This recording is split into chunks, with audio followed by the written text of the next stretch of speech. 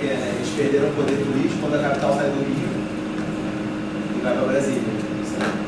E aí, né? Os jantares, onde tudo era negociado. Então, vamos lá.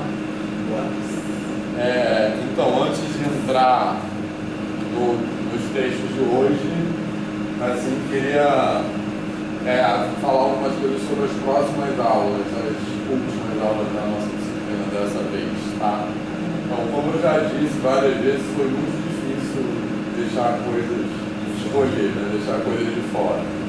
Mas, assim, eu tentei escolher coisas que eu acho que são mais não convencionais, vamos dizer, nesse debate de formação dos professores e que tem, assim, um potencial de fazer a gente pensar sobre isso de outras formas. Né?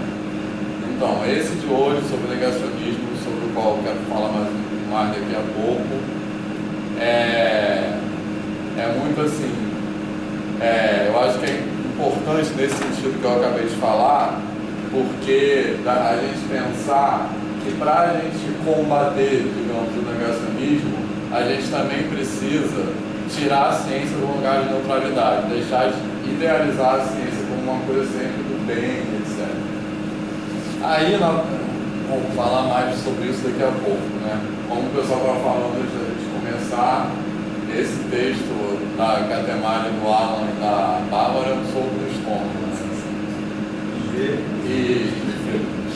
Então, por isso que eu coloquei esse tema, né? Porque a gente precisa parar de idealizar a matemática, a ciência, e uma coisa que a Tatiana fala muito no livro dela também, que o negacionismo é uma ignorância, não é. Assim, ela defende que não é, mas enfim.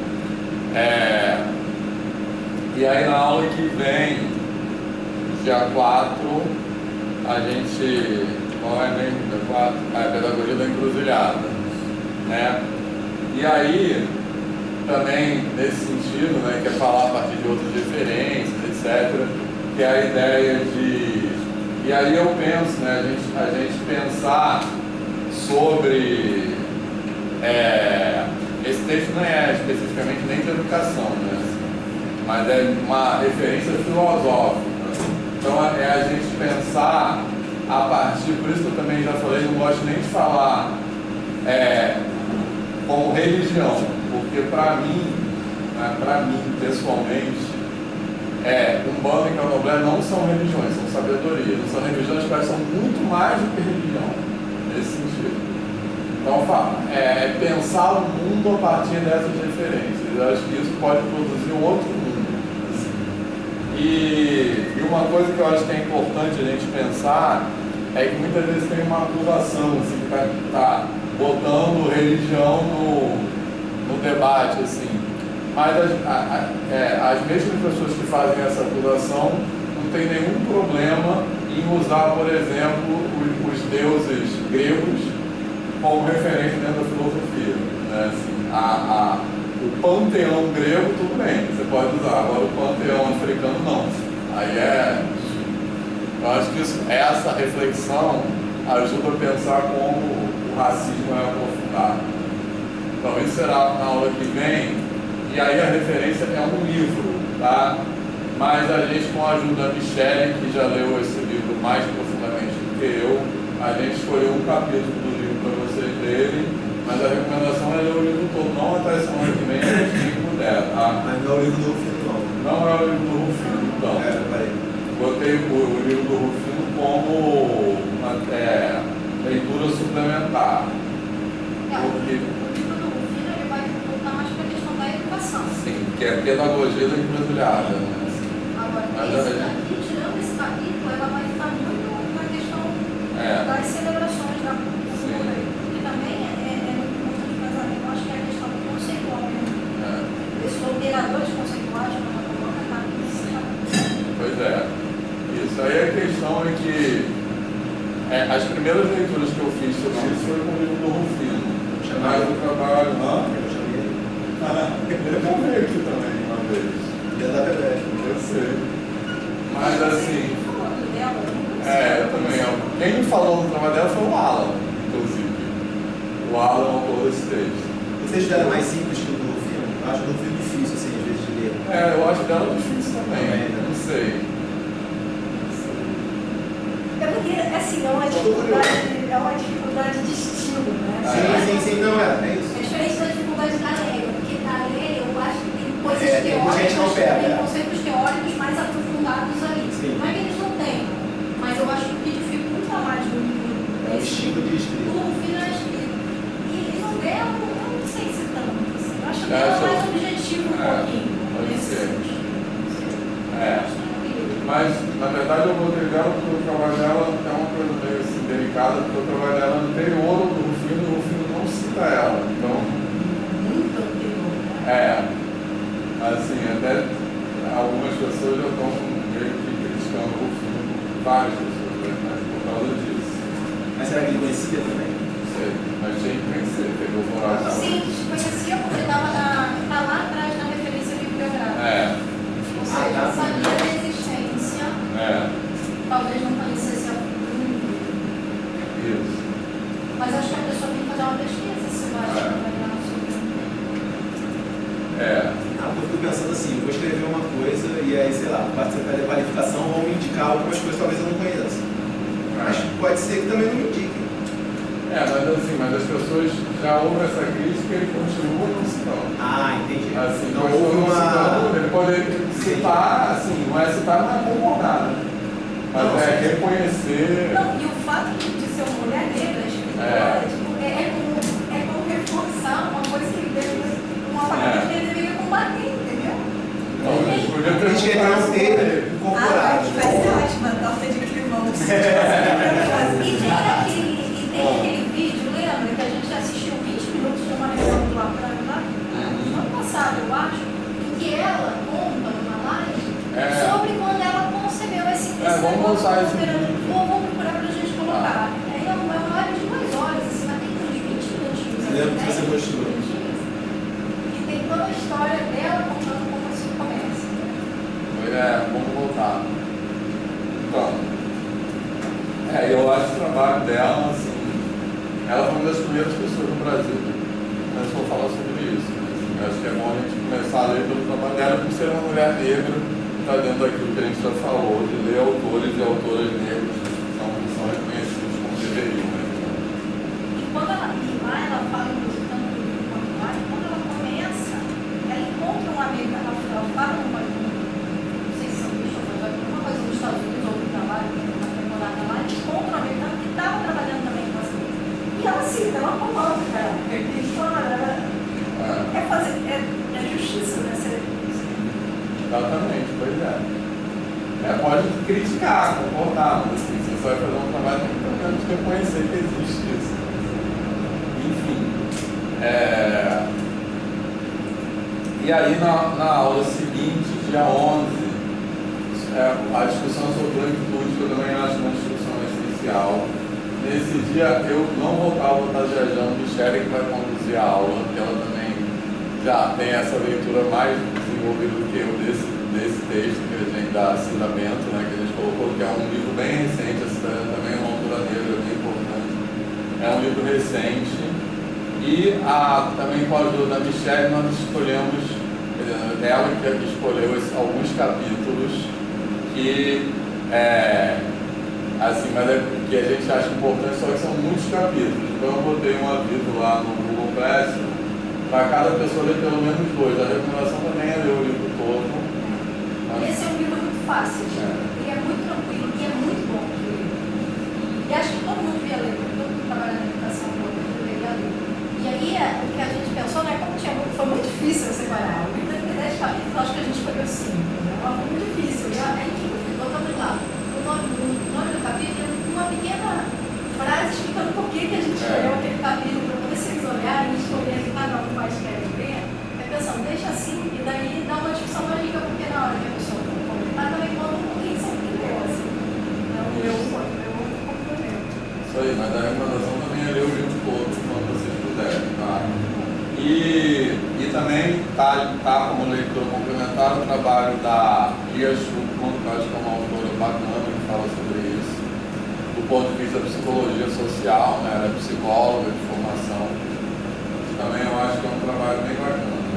Ela Lia Schuckmann fala mais da construção social, psicossocial da branquitude, né? Assim, e é uma ideia de branquitude para além da cor da pele, que é uma ideia de branquitude quase como uma moral, né? E o trabalho da Lia Schuckmann, quer dizer, a branquitude está associada com o bem, nessa visão psicossocial, com o bem e o belo, né? Então, esse trabalho da Lia Schuckmann tem coisas bem chocantes, que são até difíceis de falar. Porque, por exemplo, em um dos trabalhos dela, ela entrevista pessoas e pergunta: você é branco ou negro? Assim? E as pessoas, inclusive não brancas, né, pessoas pardas, falam: eu me considero branco porque minha família é honesta. As pessoas falam esse tipo de coisa. Então, o negro, nesse imaginário, isso que ela denuncia, né? O negro nesse imaginário, vamos dizer, disseminado, está associado com a malandragem, com uma coisa intelectualmente inferior, né? E o branco está associado com os costumes, com enfim, né? Com o trabalho, com o esforço. Então aparecem coisas assim. Branquitude, né? Ligada à coisa da alma branca. Isso. O preto de alma branca. Tem muitos vídeos bons daí. Sim. Isso aí. A gente pode voltar lá depois. Tem e essa discussão sobre branquitude, eu acho essencial também, porque, como a própria Bárbara fala também, Bárbara Carinho, o racismo é um problema do branco, não é um problema do negro, né? Então, elas falam da patologia do branco, então é discutir o racismo do ponto de vista do branco que inventou o racismo. Então o racismo é uma patologia do branco, né? Assim, então vários autores têm falado que mesmo muitas vezes quando se discute o racismo dentro da academia, se coloca como uma questão dos negros, assim, os negros não inventaram o racismo. A Bárbara também já falou muito isso, assim, de que recai até sobre as pessoas negras a responsabilidade de educar o branco, né? Assim, acho que eu já falei isso aqui na semana passada, se não me engano. Ela falou isso, né? O branco pergunta: o que eu posso fazer para ser antirracista? Ele pensa bem que você vai sofrer. Eu tenho que te explicar, e é verdade, pensa bem. Enfim. Então acho que essa discussão é fundamental por conta disso. Mas a minha identidade, esse tal trabalho que eu vídeo dela chama. Foi quando eu conheci ela. A Lia. O vídeo dela que chama O Papel Branco na Luta Antirracista. Sim, eu sei, é uma palestra. E uma coisa, a Lia branca, né? Ela fala que ela começou. Uma vez eu vi um vídeo também, alguém perguntou por que ela se interessou por isso. Ela falou que começou a perceber isso quando ela teve um namorado negro. E aí ela é judia, né? Assim, branca. E que. Ela era casada, não sei se ela é casada com um homem negro, mas eu ouvi ela falando isso, que ela teve, não sei se ela casou com essa pessoa. Conversando sobre vida, né? Não, ela falou que estava, isso que eu ouvi, que ela falou que estava namorando, tinha um namorado negro e que ele era impedido de entrar em lugares, assim, e aí ela começou a prestar atenção nisso. E eu acho também uma coisa que eu acho que é fundamental para o branco, assim, um pré-requisito no início de dois, na verdade, para o branco adotar uma postura antirracista, eu acho que é primeiro reconhecer o privilégio. Assim, e reconhecer que o branco nunca está livre do privilégio. O branco tem privilégio, quer que você queira ou não. Então, a questão é o que você faz com essa posição de privilégio. E uma outra coisa que eu acho que é importante é entender o racismo como estrutural. Então não é a questão como as pessoas falam: eu sou racista, eu tenho um amigo negro. Isso é um absurdo. Você pode ter até uma pessoa negra pode ser racista. Então você ter um amigo negro, você casado com uma pessoa negra não te faz antirracista. Então uma postura antirracista por parte do branco ela tem que enfrentar o racismo como estrutura, né? Então não adianta nada você casar, ser uma pessoa branca casada com uma pessoa negra se você continua sendo contra os corpos, por exemplo. Então você tem que enfrentar o racismo como estrutura, não como relação do seu ciclo de amizade, assim. Então acho que isso é fundamental. E aí, na última aula, eu botei esse texto, que é um texto meu, do Diego do Ellison, mas na verdade a ideia do texto é do Diego. Eu não quero dar muito spoiler, assim, mas assim, depois o Diego veio com essa proposta do texto e que a gente dialoga com o samba. Eu botei lá, que formação de professores? Justamente pensar sobre formação de professores a partir de outras referências. Então ali a gente traz um diálogo com o samba, mas da mesma forma que eu falei da Umbanda do Candomblé, aquilo ali é o samba como sabedoria, não é o samba como ilustração. Aliás, a ideia ali é o samba, aqueles sambas que estão ali como referencial teórico, beleza? Nesse lugar. Então é o samba como referência, né? É isso, a cultura como conhecimento. Não é uma alegoria. Não como epígrafe, não como uma ilustração, beleza? E aí eu já botei a playlist lá dos sambas que a gente botou nesse texto para dialogar. E assim, eu tenho na minha história de vida, que eu já falei um pouco sobre isso, tem uma ligação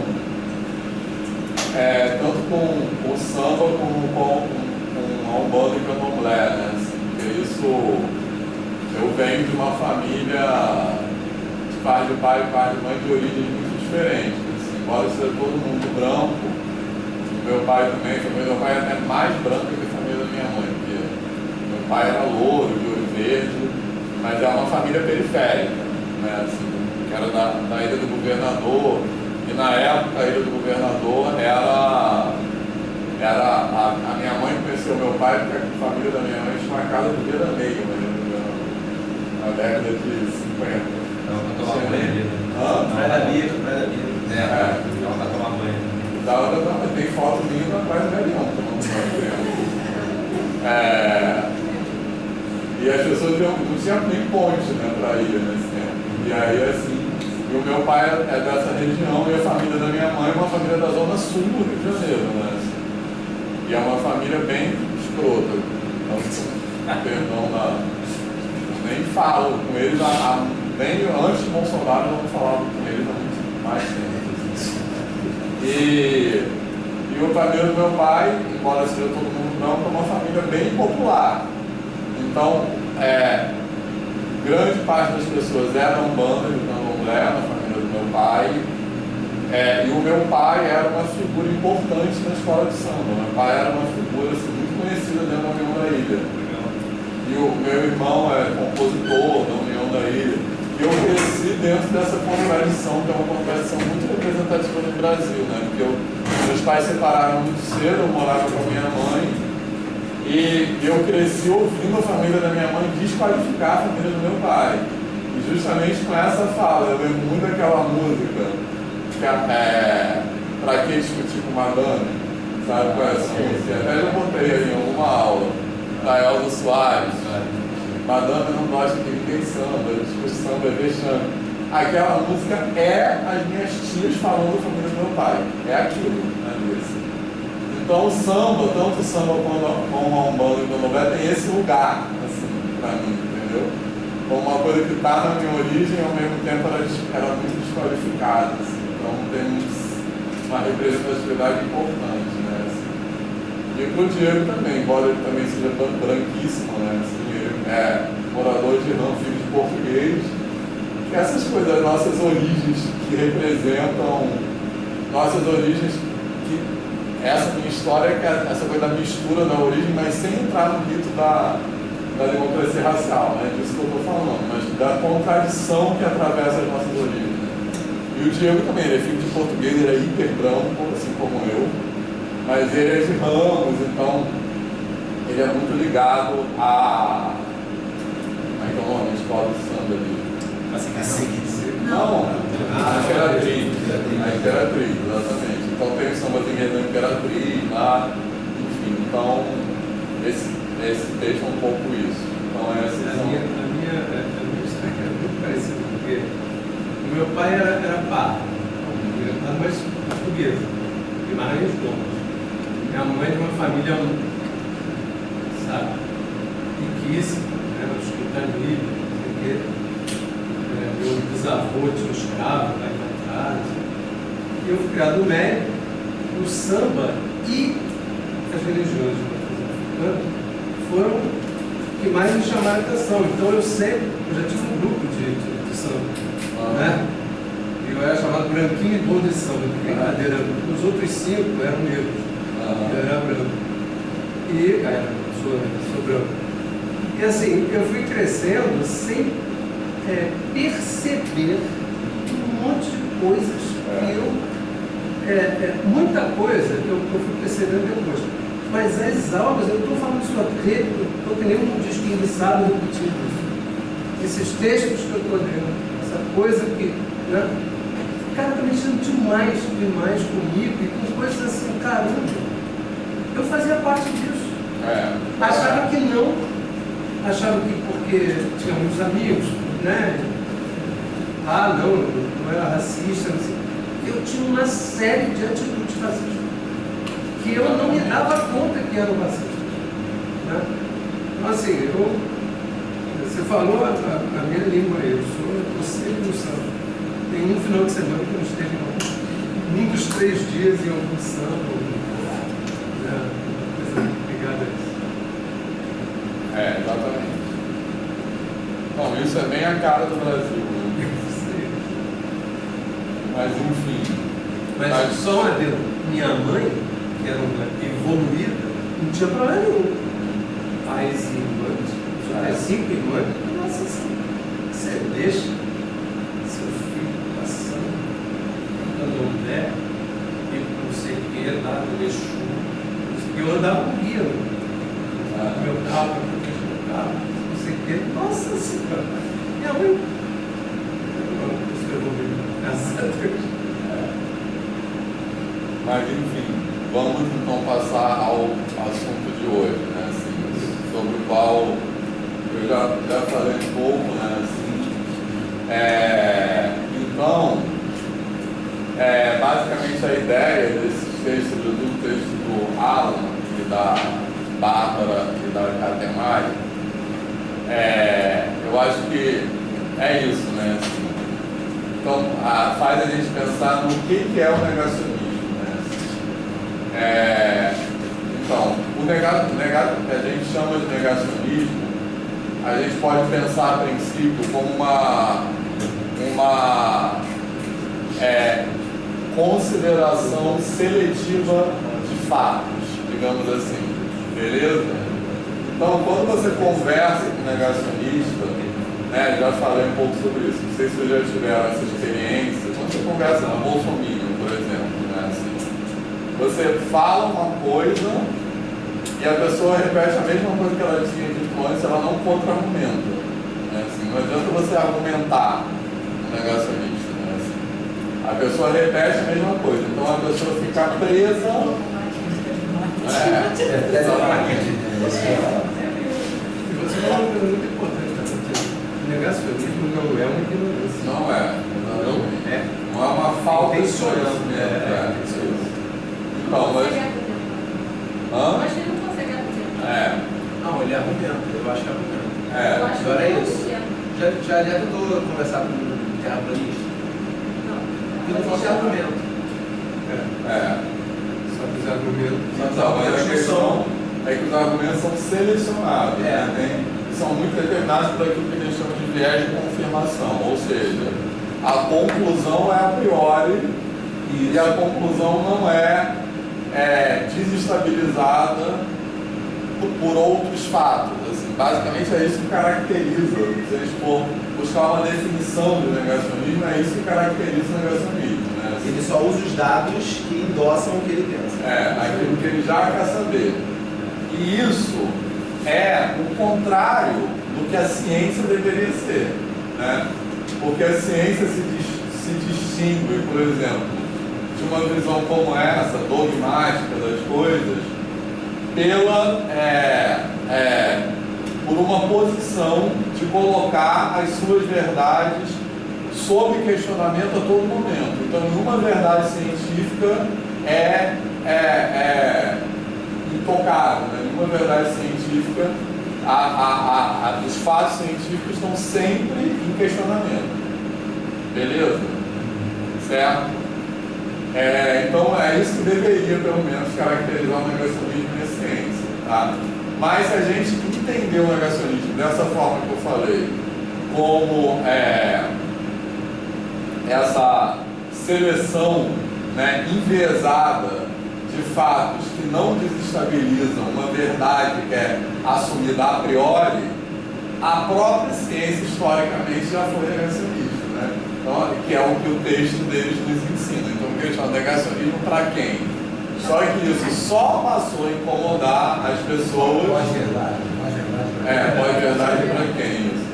Então, isso só passou a incomodar as pessoas quando colocou em risco um poder hegemônico branco. Né? Assim. Mas a narrativa histórica, como eles dão vários exemplos aí no texto, a narrativa histórica convencional da ciência sempre desconsiderou a contribuição de culturas e de pessoas não brancas e sempre atribuiu as grandes descobertas da ciência primeiro a indivíduos, né, assim como se tivesse feito as coisas sozinho, que esses indivíduos são sempre homens brancos. Não é só desconsiderar, é anular completamente, é tirar da discussão, é nem trazer a informação para que você possa pensar. Foi a primeira vez que eu pensei em um monte de coisa sobre a Pirelli, nossa senhora, eu fiquei assim, meu Deus, eu sou um ignorante há tanto tempo que vocês mais jovens, né, estão colocando. Eu tenho décadas de ignorância repetindo aquelas coisas, cara. Tem algumas coisas que você falou na aula de análise, né, sobre a história tanto da África quanto do Brasil, antes dos colonizadores.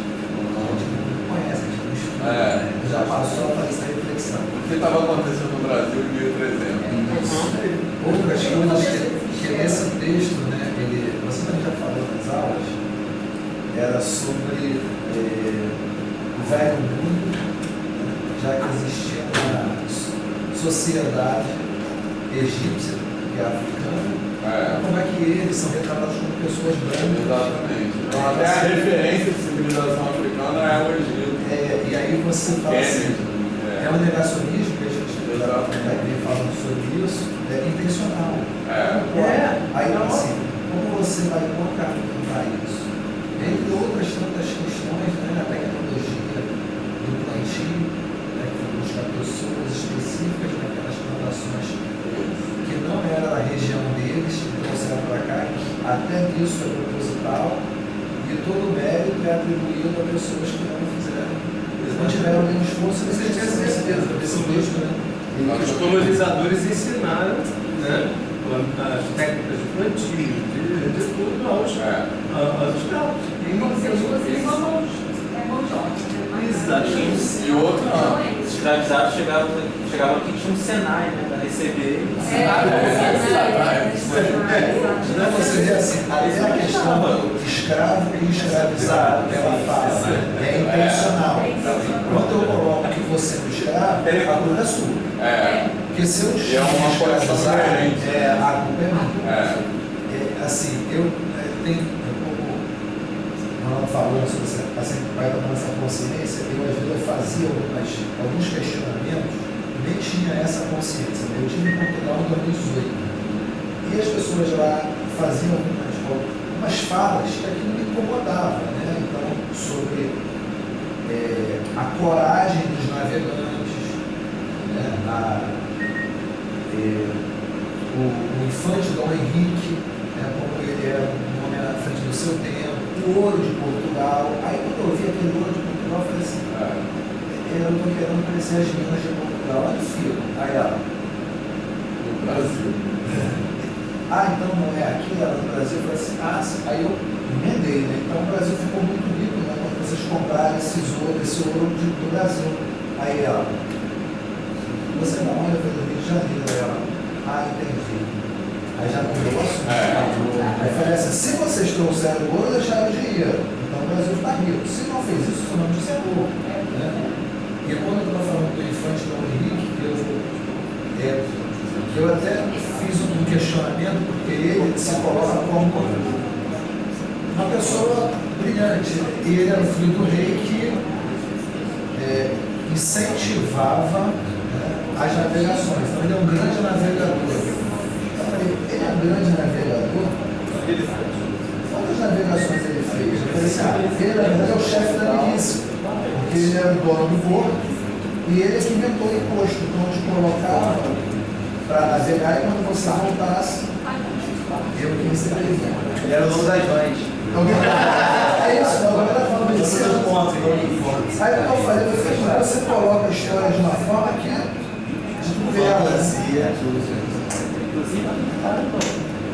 E, bom, só outra observação inicial, digamos assim, que é importante, é que outra característica importante do negacionismo é que o negacionismo sempre vem de uma orientação política, né?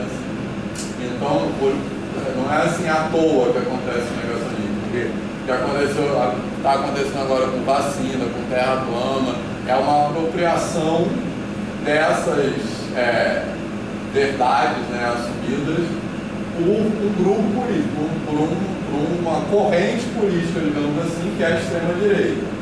Então, o que eles falam, pensando nisso, o que eles falam no texto? Que a ciência nunca foi neutra politicamente, né?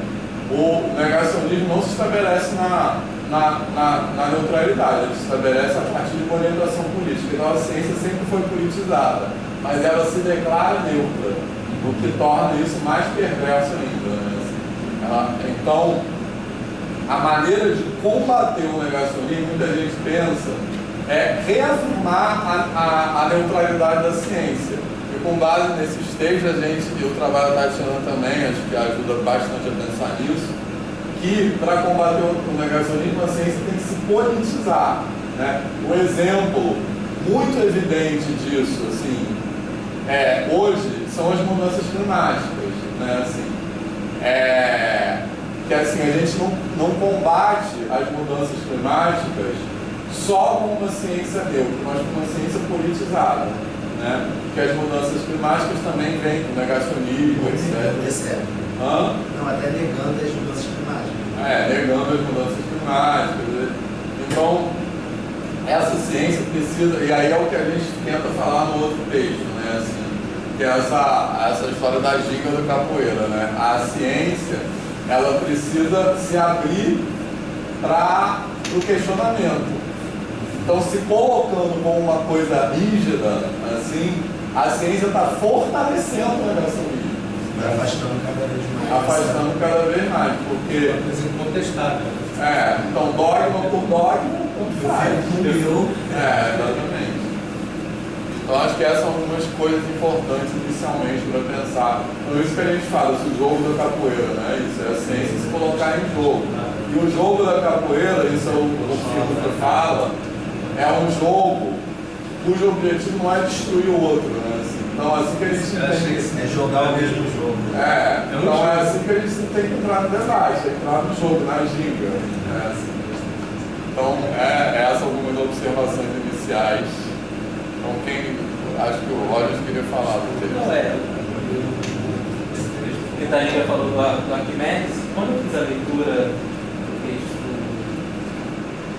da Bárbara, né, eu fiquei esperando ela falar de um exemplo que eu já conhecia, só que ela não acabou não falando. Por que ela não citou bem esse exemplo, que é o ponto do Arquimedes? Porque assim, é uma coisa que eu já tenho um contato por conta de ser um conteúdo trabalhado em séries que eu gosto de trabalhar, que é o ensino fundamental, e é o primeiro contato que as crianças têm com a física, que são o conteúdo de máquinas simples no 7º ano. E o livro que eu costumava usar é um quadrinho, que eu acho que é genial assim, fazer essa comparação, que é Arquimedes e as máquinas simples. E aí contando que ele tem aquela frase lá da alavanca, que ele inventou o parafuso, que ele inventou a polia e sozinho moveu os navios lá do rei de Siracusa.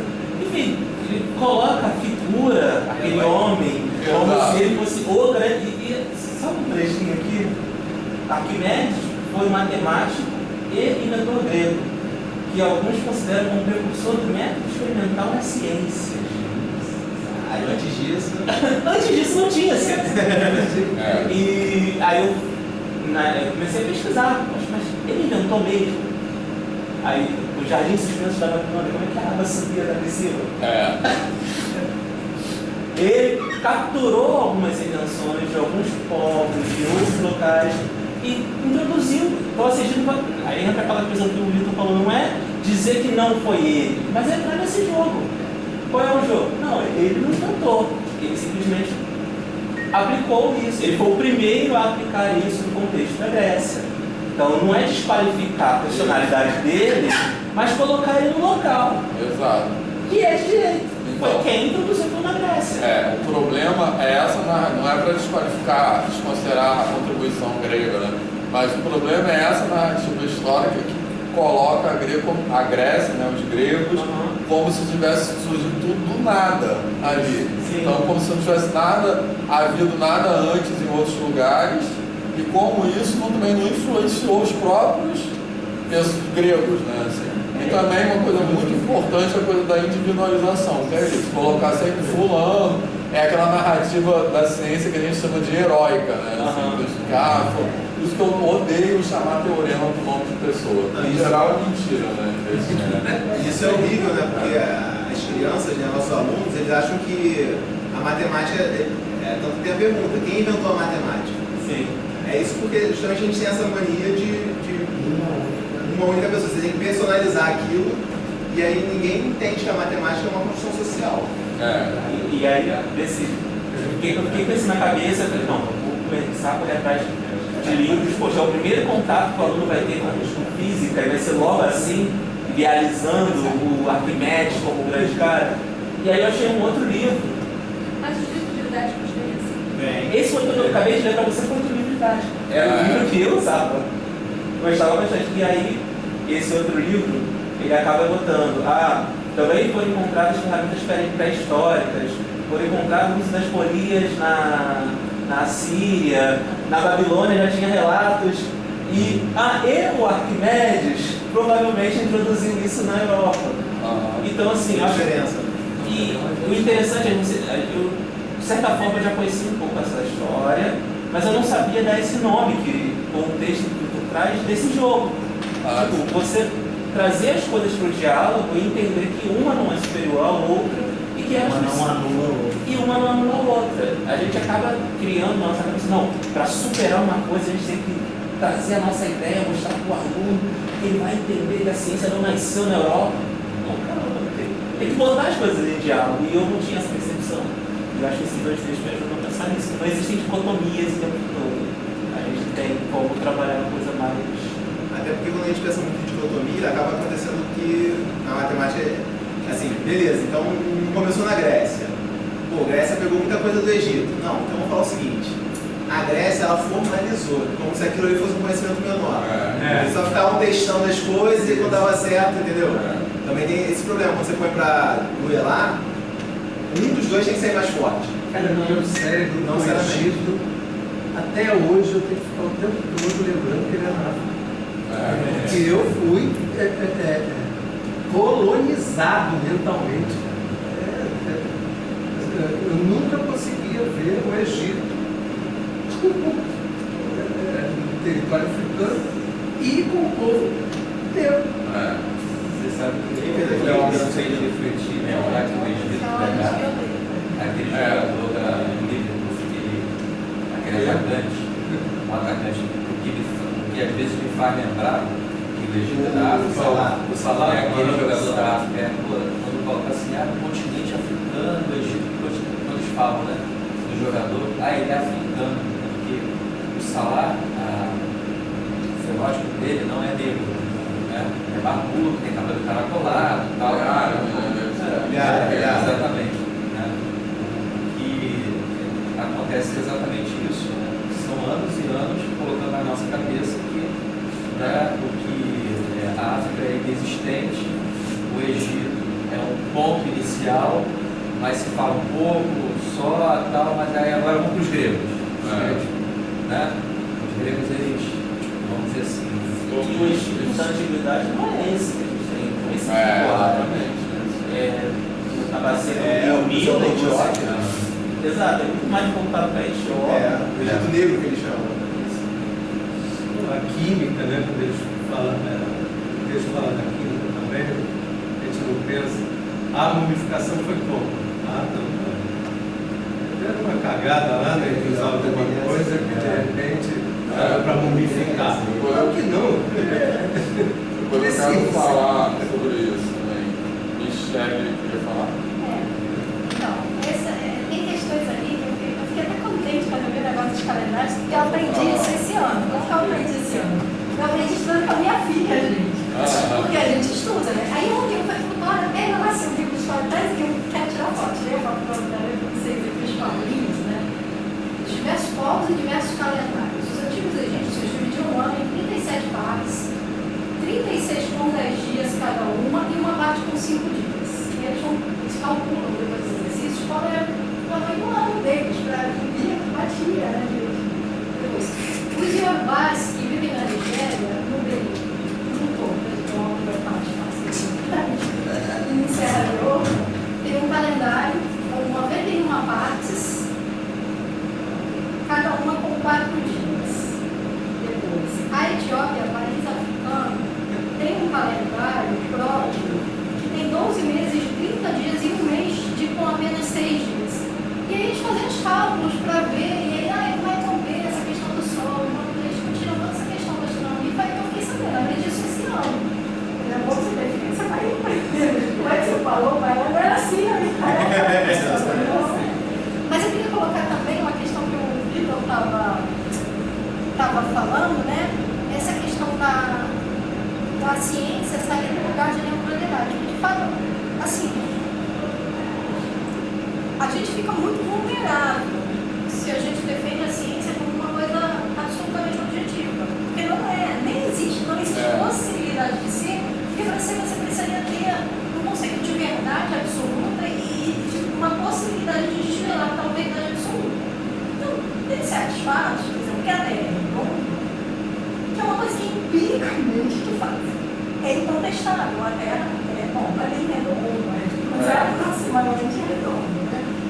Agora, o problema é que dentro do que a gente chama de ciência, a gente mistura um monte de coisa que não são. E a gente continua selecionando, e é impossível não selecionar. Então, essa objetividade absoluta da ciência, por exemplo, quando você fala de ciências econômicas, toda essa questão do discurso da austeridade, isso é uma construção, e é uma construção tão furada, você vê por que o Lula conseguiu no meio daquela crise, todo mundo ferrando 2020, e aqui a gente foi bom. Porque ele usou um modelo que eles chamam de modelo, agora se é anticíclico, acíclico da economia, que é um modelo que hoje em dia já se reconhece que é melhor que isso que você, ao contrário da austeridade, você tem que injetar dinheiro na economia monetária, então beleza. Agora, por que isso, será que não tem esse consenso com relação a isso? Por que não tem esse consenso? Porque tem uma série de interesses que estão intervindo. E na questão da saúde, em particular, nós temos que estar muito, não só na saúde, né? De maneira geral, a ciência, cada vez mais, ela está tendo forças que estão tentando capturar a ciência, forças econômicas, financeiras. Né? Você vê toda essa questão da vacina, por que a gente fica muito rendido quando a pessoa é anti-vacina? Porque, de fato, a gente sabe que existe interesses dos laboratórios com relação a medicações em geral. Então, é inegável isso. A gente sabe que o que hoje em dia... E as mudanças climáticas também, o petróleo faz um lobby gigantesco. Exato. E financia a pesquisa. Exato, mas aí que tá. No caso da indústria do petróleo, ela financia para ocultar o fato do que está acontecendo. Agora, no caso da questão da saúde, ela financia buscando o lucro, e isso faz com que, mas isso em muitos casos faz com que os caminhos tomados não sejam aqueles que, em termos de saúde pública, por exemplo, seríamos virados. Isso é fato. Entende? Claro, daí não quer dizer que a vacina foi feita, não, óbvio que não, caraca. Mas é difícil de você entrar nessa contestação, porque se você diz, não, os laboratórios fizeram porque são bonzinhos, você sabe que não. Que não é. Sim. Claro que eles tinham ali uma possibilidade de entrar e aproveitar ao máximo. Tanto que a vacina não foi uma quebra de patente, né, que é um absurdo, que deveria ter tido. Então, o que a gente tem que questionar é justamente entender que a ciência, na verdade, para mim, do meu ponto de vista, o tratamento de HIV no Brasil é de ponta do mundo, porque foram quebradas as patentes, né? Assim, então, todo mundo tem HIV, tem tratamento de graça pelo SUS, que seria uma coisa caríssima. Pois é, exato. E essa discussão que a gente precisa trazer, né? Entender que a ciência ela tem um poder, ela instala um poder. E esse poder vai ser disputado, tem uma disputa, não tem neutralidade nenhuma. Então a gente precisa ter essa visão crítica e se perguntar também a quem cabe esse poder ou a quem deveria caber e quem de fato está exercendo em diversas situações. Né? Só duas observações, né? Uma que eu acho que uma coisa que a gente ajuda a pensar sobre essas questões é que a nossa percepção, vamos dizer, do mundo, os sentidos, a razão, o sistema que a gente percebe o mundo, ele é na verdade um filtro. Porque se a gente percebesse tudo da realidade, a gente não daria conta, a gente não processaria, a gente não, enfim, queimaria. Bugaria. Então, na verdade, a gente percebe o filtro das coisas, né? Então, quando a gente vê assim, o mecânica quântica, será o átomo, é assim, aquilo não é o átomo, aquilo é um aspecto de descrição, estou falando uma coisa qualquer, né? Assim, a gravidade, né? Assim, aquilo é uma forma de ver a gravidade, então, aí que eu acho que tem um erro de que aquilo está nas coisas, aquilo está na nossa relação com as coisas.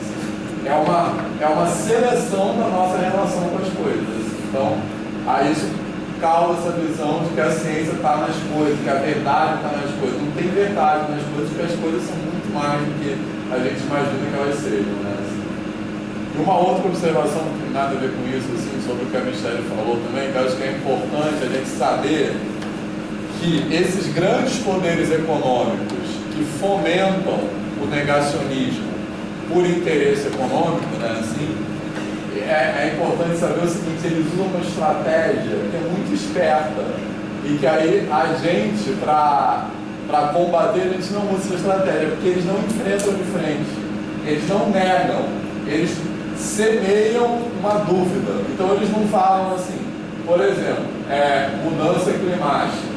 Dentro da comunidade científica, né, não há nenhuma dúvida, isso já é completamente consensual, isso aí, o pessoal daqui, da física, da meteorologia, não há nenhuma dúvida de que as mudanças climáticas são antropogênicas, são geradas, porque o argumento que eles falam assim, o que aconteceu no sul, mas acontece periodicamente, assim, questão que está acontecendo com mais intensidade e mais frequência, e a causa disso são as coisas produzidas pelo homem, gás, efeito estufa, etc.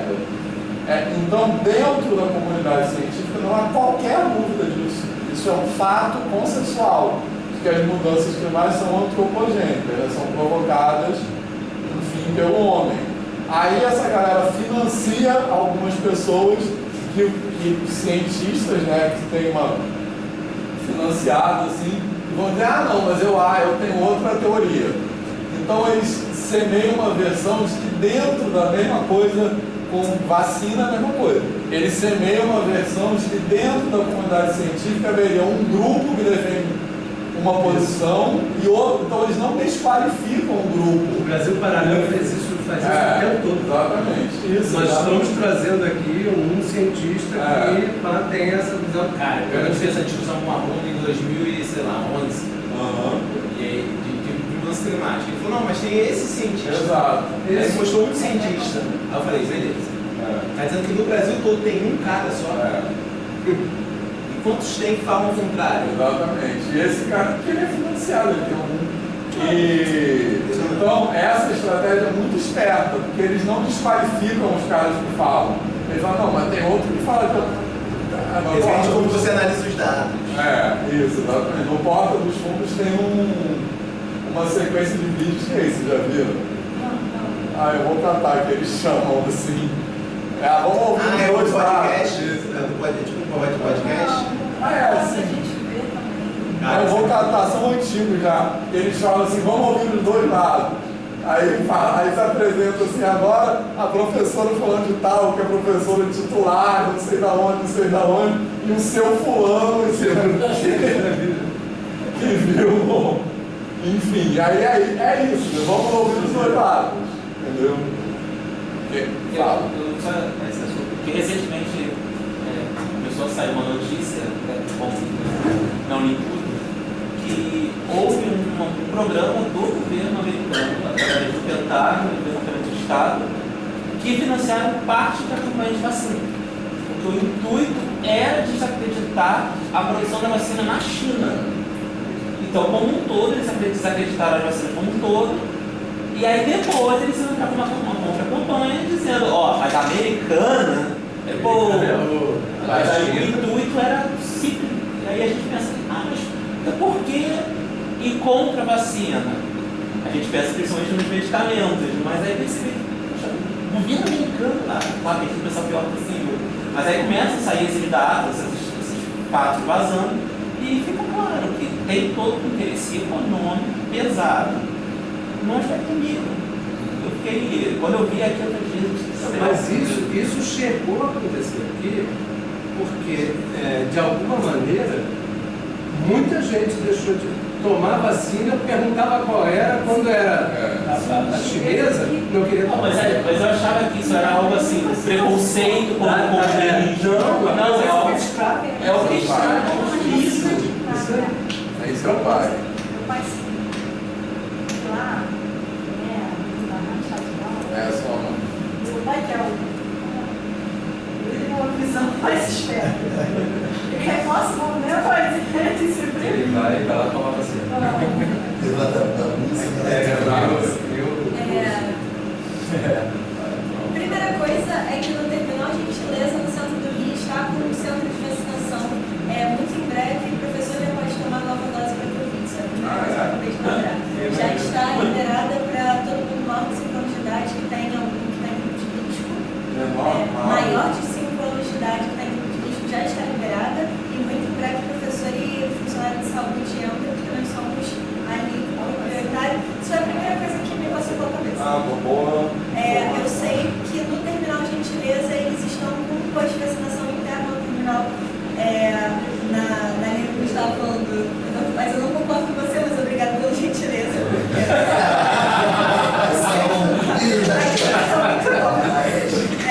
O cara sabe fazer campanha,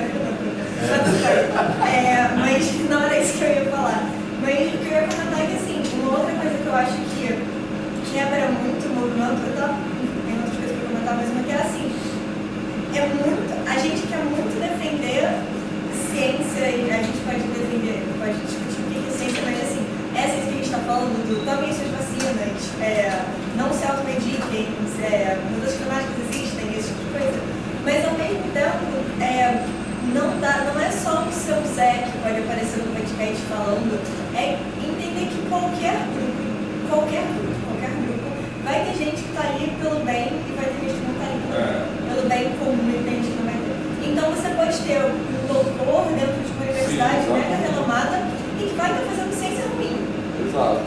Propositalmente, ou falsificando dados, ou indo contra o comitê de ética. Então a gente também não pode ser cego de defender porque de dentro, a gente quer muito acreditar que dentro da universidade, principalmente da universidade pública, o que está sendo feito, as pesquisas estão sendo feitas, estão passando por comitês, estão passando por bancas, estão tendo revisão de pares, e que isso vai filtrando o que é ciência falaciosa e fica o que é, de certa forma, a verdade, né? Essa verdade que a gente está discutindo. Mas tem um momento que também tem que ter esse filtro, porque foi um cientista que foi começar a defender ozonioterapia e outras coisas que já foram quebradas. Assim. Então, teve um cara que falou, teve o primeiro cara que disse que vacina causa autismo.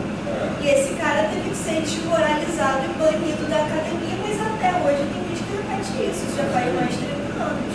Então, assim, também não esquecer o quão maléfico um cientista que faz ciência ruim para o todo, né? Como a gente também discute muito dentro do movimento feminista, tipo, uma mulher que vá contra desmoraliza muito mais do que o cara indo contra. Porque o cara indo contra você já espera. A mulher indo contra, você está vendo isso é o movimento por dentro. Eu acho que é a mesma coisa. Foram pouquíssimas as mulheres. 90% votaram contra aquela aberração dela. Mas aí é 10%. Nos Estados Unidos também. Sim. Eles usam a imagem do Holiday, por exemplo. É um negro, e aí usa aquele discurso, não, tá vendo? O cara negro tá falando isso aí. Isso é muito mais. E eu acho que somente quando você vai lutar por qualquer. E eu não estou chamando a ciência como uma minoritária, mas assim, talvez considerando as pessoas que têm bom senso como um grupo minoritário. Mas tem que identificar que dentro de qualquer grupo vai ter gente que vai estar fazendo contra. Vai estar fingindo que está nadando junto. Exatamente, vai fingir que está nadando junto e vai estar nadando contra. Isso é exatamente por isso que eu detesto quando bota professor doutor. Assim, você vai dar uma palestra e aí bota assim, professor doutor, porque parece que isso te qualifica, de falar qualquer merda. Eu tenho uma amiga que é médica e ela estava recebendo Tem duas amigas médicas de lá do UEG, se formaram na UFRJ e que estavam defendendo cloroquina e essas coisas, essas aberrações. Um colega meu que trabalha no Hospital do Exército, que é funcionalista militar, ele falou na época que tinha várias discussões. E a época ele falou, a gente está dando cloroquina aqui, está dando certo. A gente está dando cloroquina aqui, está dando certo. Fazendo estatística de quase morri com cloroquina. Pois é, entende?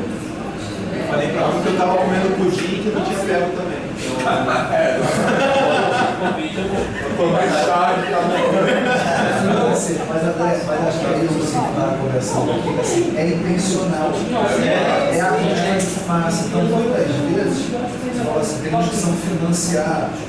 Né? Às vezes, aquelas atrocidades que o Bolsonaro falava era muito mais para tirar o foco de uma outra coisa pior ainda. Então, como aquela coisa era meio sabcerizada, dizendo que assim, pô, ele não está falando, esse é o presidente, cara, daqui ele está falando essa besteira. Mas tem alguma outra coisa que ele está encobrindo. Ele conheceu mesmo, mas que anos atrás. Mas ele ficava assim, cara, você não acreditando nisso, você não está entendendo a intenção dele de falar essa coisa. Por isso que quando eu vou em qualquer profissional de saúde, eu vou direito de descobrir se é bolsonarista, porque para mim desqualifica completamente profissional. Não, qualquer pessoa. Eu não vou. Você falou do nutricionista. Agora eu já penso no nutricionista passando por Ô Vitor, fiquei curioso, acho que seria uma boa esquete, né, no Porta dos Fundos. O cara chegando no mestre tentando descobrir se ele é bolsonarista. Que pergunta você faz, assim? Seria uma boa esquete. Como é que você faz para descobrir, assim? Então, no meu caso, eu sempre vou em alguém indicado por alguém. Eu pergunto, por exemplo, eu tenho o médico que cuida da minha mãe, que é geriatra, eu sei que ele não é. E o meu médico também, sei que ele não é. Então eu peço em geral indicações para eles de outros profissionais, tanto médico como nutricionista, fisioterapeuta, e eu falo isso. Se for bolsonarista, nem fala, que eu não vou. Entendeu? E aí eles já sabem, e aí eles sabem quem é quem não é. Infelizmente, assim. Eu uso esse método. Eu achei que era às vezes você chegava lá e soltava uma indireta. Mas eu não tivesse esse método, eu ia fazer isso. São as indiretas, infelizmente, né? O cirurgião salvou a vida do meu filho, ele fez uma cirurgia muito complicada no intestino. E eles, muitos médicos, na verdade, salvaram. Mas eu descobri que ele era bolsonarista depois, na consulta posterior, quando ele criticou essa questão do confinamento, né?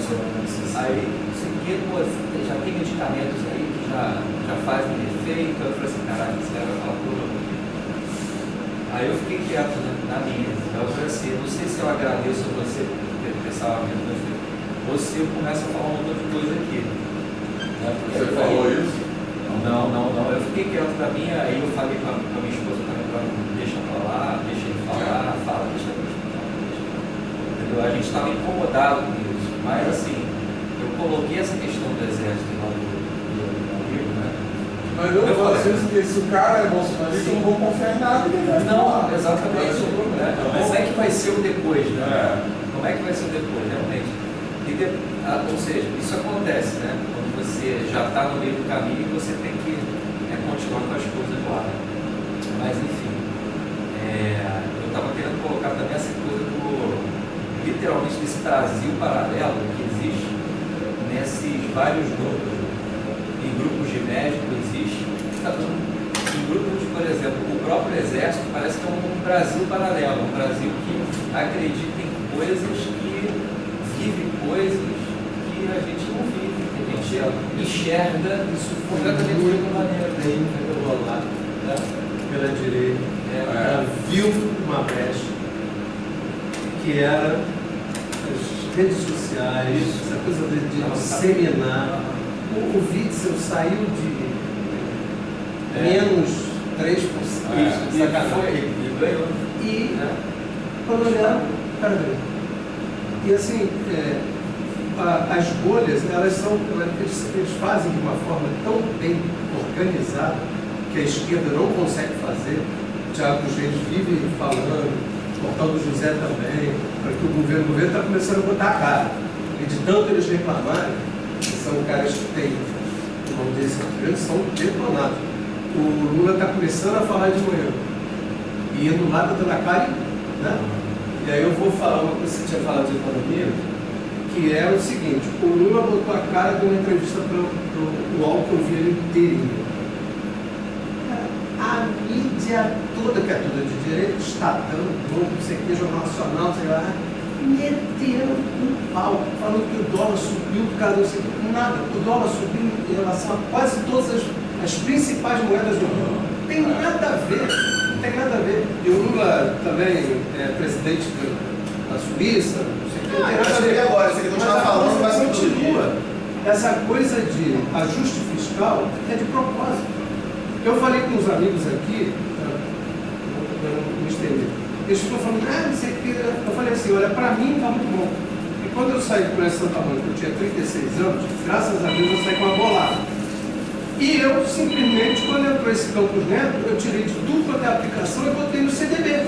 Eu ganho dinheiro pra cacete.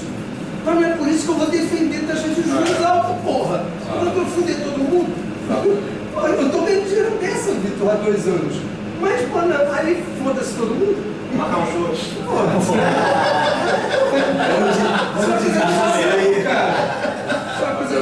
O seu. O meu dinheiro é todo. Você só quer manter o seu. Marcelo. Para ver se o CDB já está indo. É São Paulo. Eu estou querendo tentar até fazer uma articulação aqui. Eu queria depois fiquei mais no texto. Então, por exemplo, esse mundo paralelo que existe nesses grupos, eu fico questionando também se a gente faz um mundo paralelo também quando a gente está em sala de aula. Lá dando conteúdo, a gente está num mundo paralelo completamente, né?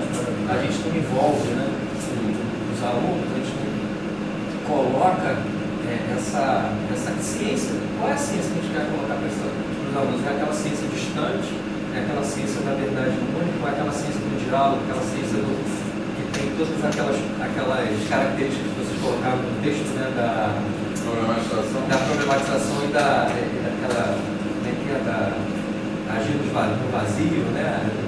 Esqueci os termos. As fissuras, mas também tem os termos também das frestas, né? Enfim. Mas também tem a questão do jogo de capoeira, também que eu estava tentando. Né? É que isso é uma ciência que afasta as pessoas. É uma ciência que afasta algo inacessível. Exatamente. Quer dizer, a gente vê esse mundo paralelo aqui acontecendo, mas será que a gente faz a mesma coisa que reproduz? Eu já estou contaminado, eu já volto dia 1º, graças a Deus. Se eu chegar mais alto, segunda-feira, minha vida, e eu volto contaminado. Minha cabeça já está 1000 anos depois dando aula, 1000 anos, essas aulas aqui, cara, me contaminaram muito, estou pensando muito em como é que eu vou fazer, né, as estratégias todas, bem contaminado. Eu estava pensando como a gente ensina normalmente, né? Como é que nem a questão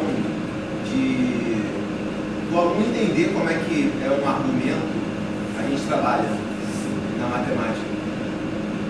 Assim, a gente prova que as coisas são isso aqui é isso aqui é isso. E poucas vezes a gente argumenta, ou pede para eles argumentarem. Hoje eu estava dando aula lá na pedagogia, são as melhores aulas, quando você começa a perceber as coisas, né? Porque elas aceitam menos, e elas falam na cara delas, é tipo assim, estou viajando. Mas porque elas operam em outros psicologia. Sim.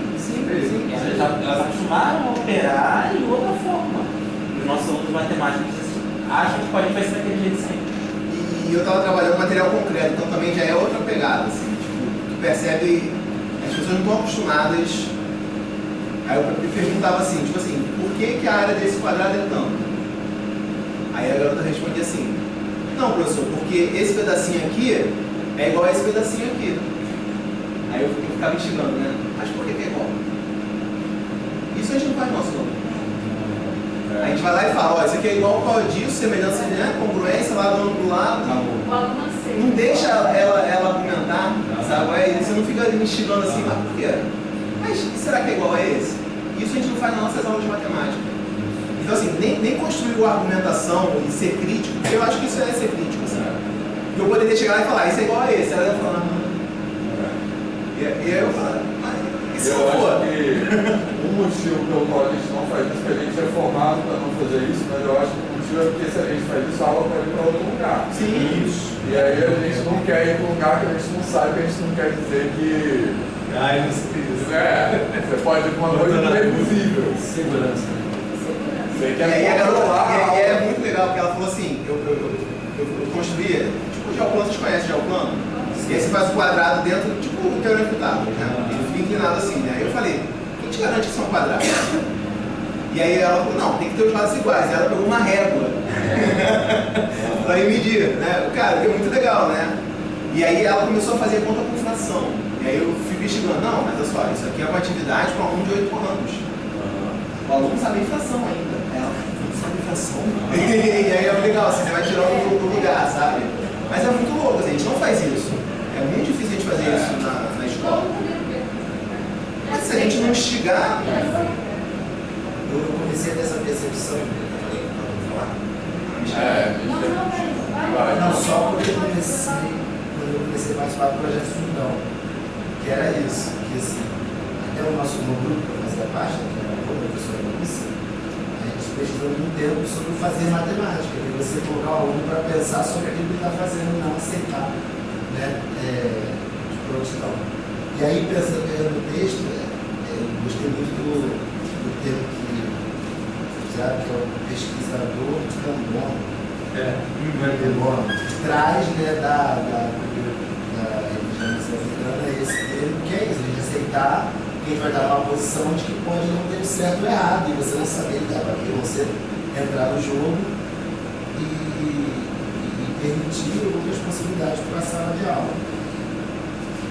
E só trazendo o que a gente chama de atenção, que a gente tinha perguntado, né, em relação à questão do negacionismo, quando a gente bota uma perspectiva, né, como avançado, a gente também não está sendo negacionista. É isso, exatamente. A gente não está negando aquilo que até o próprio Roger falou, a gente não está negando aquele outro conhecimento, a gente só quer colocar tudo no mesmo jogo e permitir fazer esse encontro dessas possibilidades. Não é dizer que o Newton o Newton é o criador de cálculo diferencial integral. Eu acreditava nisso, piamente. Newton e Leibniz tiveram uma luz, saber alguma coisa, que criaram. E assim, puxa vida, né?